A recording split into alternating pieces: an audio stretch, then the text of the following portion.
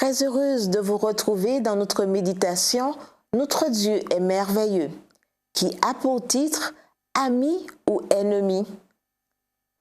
Akab dit à Élie « M'as-tu trouvé mon ennemi ?» 1 Roi 21, verset 20. D'où est venue au roi Akab l'idée que le prophète Élie était son ennemi? Il n'y avait probablement personne dans tout Israël de plus intéressé par son bien-être qu'Élie.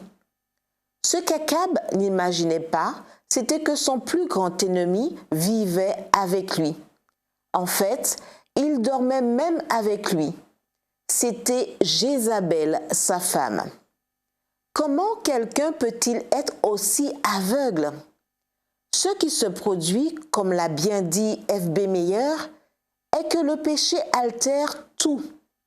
Ce fait explique pourquoi, par exemple, le pécheur tourne le dos à l'ami qui tente de l'aider à s'éloigner du mal, et explique aussi l'attitude stupéfiante de celui qui voit comme ses meilleurs alliés ceux qui le poussent vers le précipice.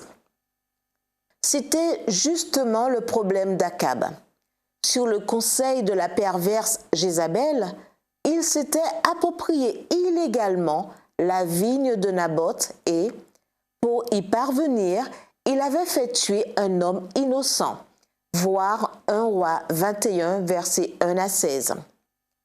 Mais son double péché n'allait pas rester impuni. Au moment voulu, les jugements de Dieu s'abattraient sur lui.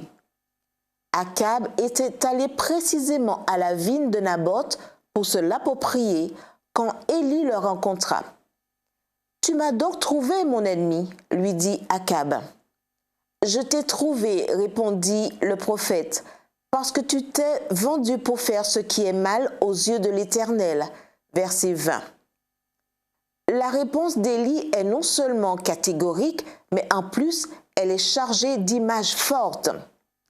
Les mots « tu t'es vendu » nous rappellent la condition de l'esclave qui est sous la domination totale de son maître, au point de lui soumettre sa volonté.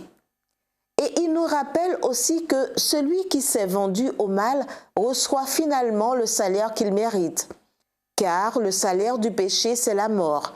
Romains 6, verset 23.